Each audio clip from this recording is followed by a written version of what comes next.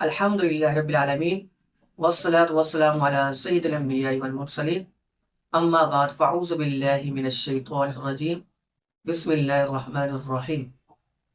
محترم سامعین و ناظرین، آج کا ہمارا ٹاپک وہ یہ کہ ضروریات دین سے کیا مراد ہے۔ یہ عام طور پر ہم سنتے رہتے ہیں ضروریات دین، تو آئیے آج اس کی تعریف اور مختصر وضاحت کی سماعت فرمائیں۔ ضروریات دین سے مراد اسلام کے وہ احکام ہیں جنہیں ہر خاص و عام جانتے ہوں۔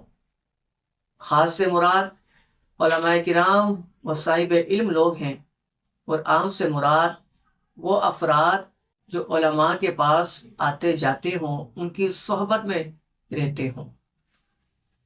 تو اسلام کے وہ احکام جنہیں ہر خاص و عام جانتے ہوں، جیسے اللہ رب العزت کی وحدانیت، یعنی اس کا ایک ہونا۔ اللہ ہے، وہ ایک ہے، وحدہ لا شریک ہے، ہر مسلمان جانتا ہے۔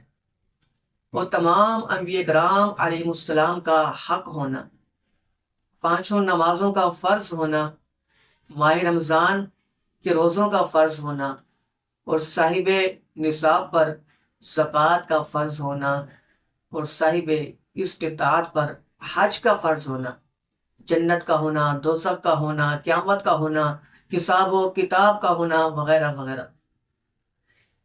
تو یہ وہ ضروری باتیں ہیں دین کی جنہیں ہر خاص و عام جانتے ہیں۔